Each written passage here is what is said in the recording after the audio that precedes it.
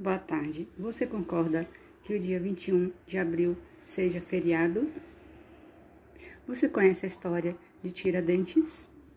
Vamos lá. Eu vou contar um pouco sobre a história do dia 21 de abril.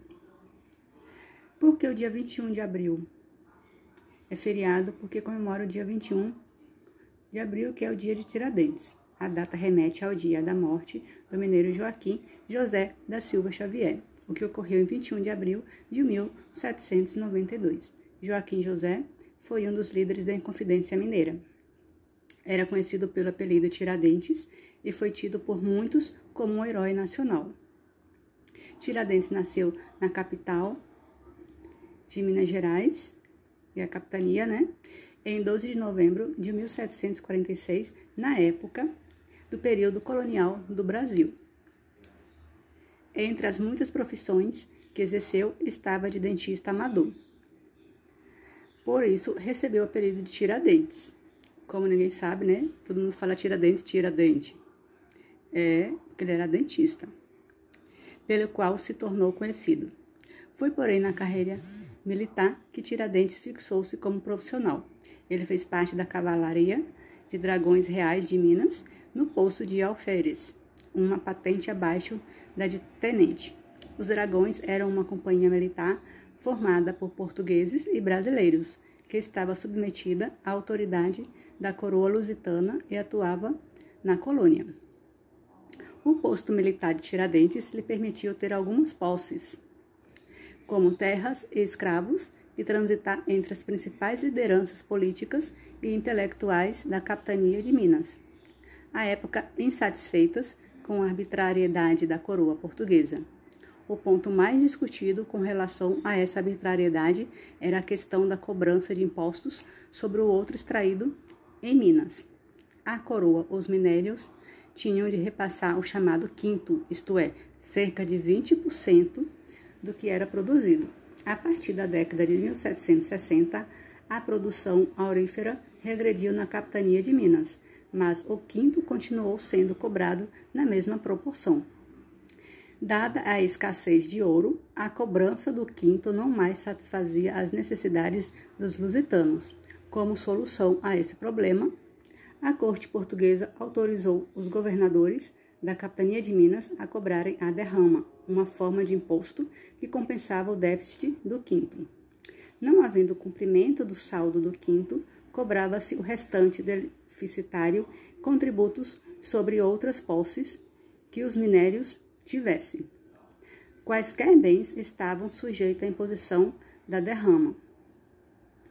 A Inconfidência Mineira, o ponto alto da crise relativa à tributação exigida pela coroa portuguesa na capitania de Minas, ocorreu entre os anos 1788 e 1789, no período do governo de Visconde de Barbacena. Foi nessa época que Tiradentes e outras pessoas, entre elas intelectuais, mineiros, militares, religiosos e poetas, como Cláudio Manuel de Costa e Tomás Antônio Gonzaga, organizaram uma conspiração contra o governo de Barbacena. Apesar desses homens, como o próprio Tiradentes, terem recebido influência do pensamento iluminista do século XVIII, o objetivo principal da conspiração não era exatamente formar um novo Estado, guiado pelos ideais que nortearam a Revolução Francesa, ocorrida no mesmo ano, em 1789.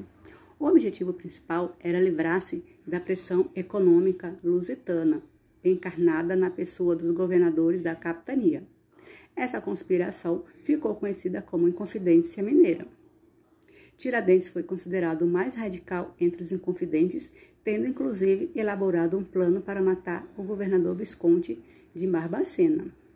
Vejam só como já era naquela época, A conspiração, contudo, não foi levada adiante. Um dos membros da trama, José Silvério dos Reis, delatou os demais, acreditando ter no futuro suas dívidas perdoadas pela coroa.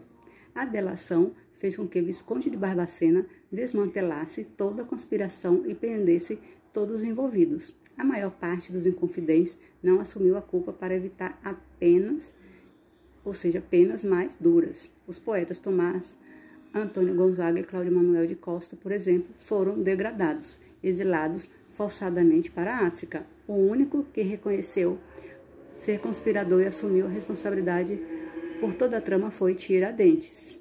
Lutou por todos, né? A morte e heroificação. Por ser militar e devia obediência à coroa e por ter assumido a culpa, a pena dada a Tiradentes foi a mais cruel. Depois de 3 anos preso, o alferes, no dia 21 de abril de 1792, foi enforcado, decapitado e esquartejado, para que os súditos da coroa nunca se esquecessem da lição. A cabeça de Tiradentes foi encravada numa estaca e exposta na praça pública em Vila Rica, e seus membros espalhados pela estrada que levava ao Rio de Janeiro. Com o tempo, sobretudo após a independência, sua imagem passou a ser usada como símbolo de luta pela liberdade no Brasil, tanto na fase imperial quanto na fase republicana, como diz o historiador Boris Fausto em seu livro História do Brasil.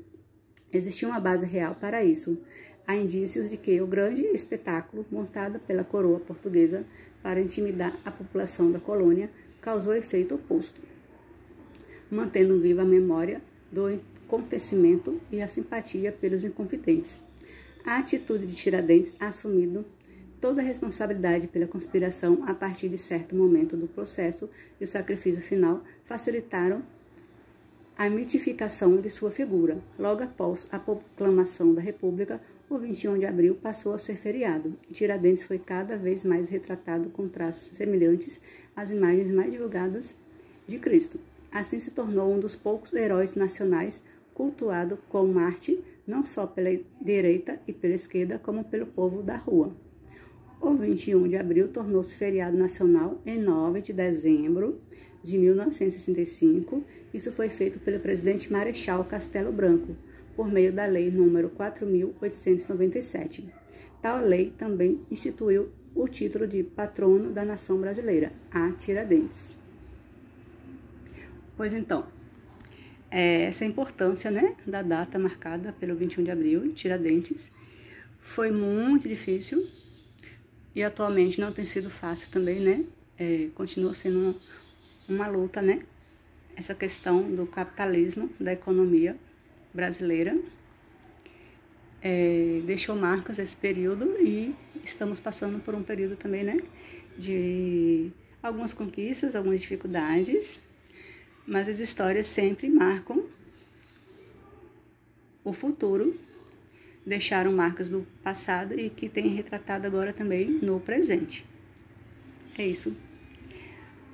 Um bom feriado, né? E que estejamos com muita determinação para batalharmos com o que a gente quer para o nosso futuro. Uma boa tarde.